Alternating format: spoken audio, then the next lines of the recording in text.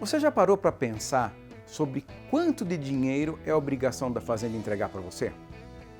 Quanto de dinheiro, ao final de 12 meses de trabalho, deve ser gerado de lucro dentro de uma atividade agropecuária ou aqui essencialmente dentro da atividade pecuária?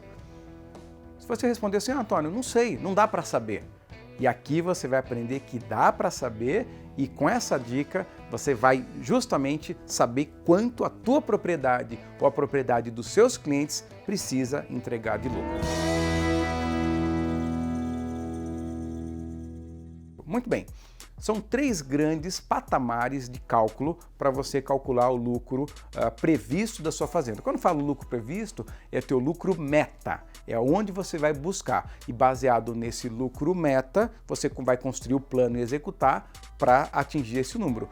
Toda gestão se resume em estabelecer uma meta e criar condição para aquela meta ser cumprida. Quem não tem meta não tem gestão e quem não tem gestão não tem nada. Muito bem, se eu tenho uma meta muito bem estabelecida, inteligente, clara, sólida, não é um sonho. Sonho é diferente de meta, é diferente de objetivo. Aqui eu estou falando de meta clara. Muito bem, ao longo dos mais de 20 anos trabalhando com métrica agropecuária, eu posso tranquilamente afirmar que as fazendas têm 3 patamares para cálculo do seu potencial de lucro. Primeiro patamar, anote muito bem aí, é entregar 3% ao ano sobre o que vale a terra.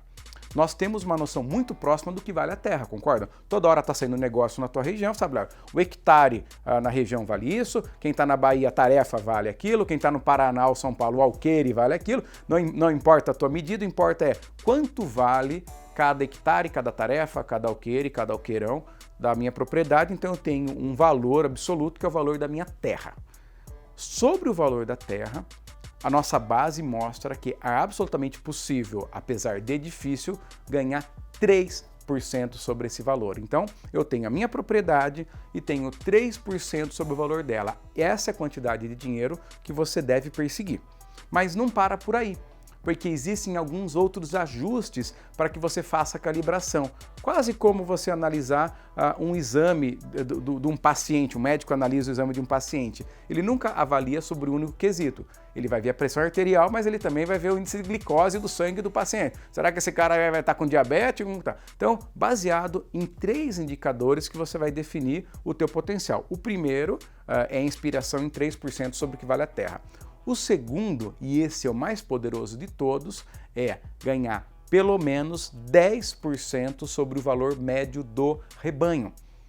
Então, você tem o seu rebanho, você sabe quantas categorias, quais categorias, quanto pesa cada categoria, qual é o valor da arroba, afinal, o valor da arroba da vaca é diferente do valor da arroba do boi, que é diferente do garrote, que é diferente do bezerro, então tem uma composição aí de quanto vale o meu gado e baseado no valor do gado, pelo menos 10% que eu devo perseguir. As melhores fazendas já chegam em 15%, mas aqui para poder iniciar essa ideia, 10% é o número que nós no Instituto recomendamos para você ganhar. Então eu tenho 10% sobre o que vale o gado. Então eu tenho um primeiro número, 3% sobre o que vale a fazenda, 10% sobre o que vale o gado.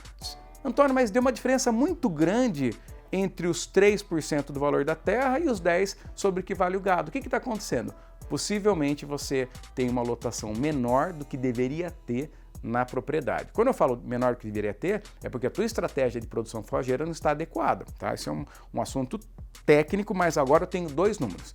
E aí vem para um terceiro número. Qual que é o terceiro número? O terceiro número para você fechar a tua previsão de quanto a fazenda deve ganhar são os famosos reais por hectare por ano.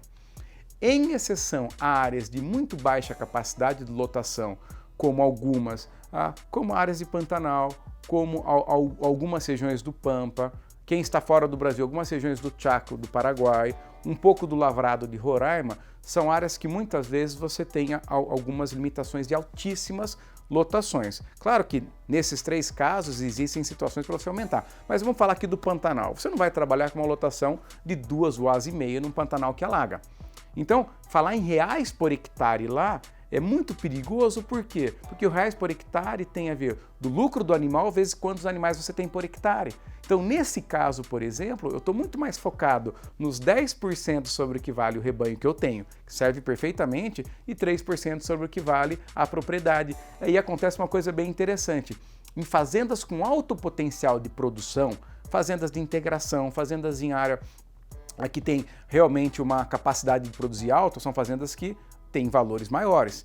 Então o que eu busco? Eu busco ter aí mais do que R$700 por hectare ano, tá? Mesmo que eu perca um pouco nos 3%, entende? 3% pode ser muito para essa propriedade. Então eu vou para 2,5 ou para 2, mas estou em 1.000.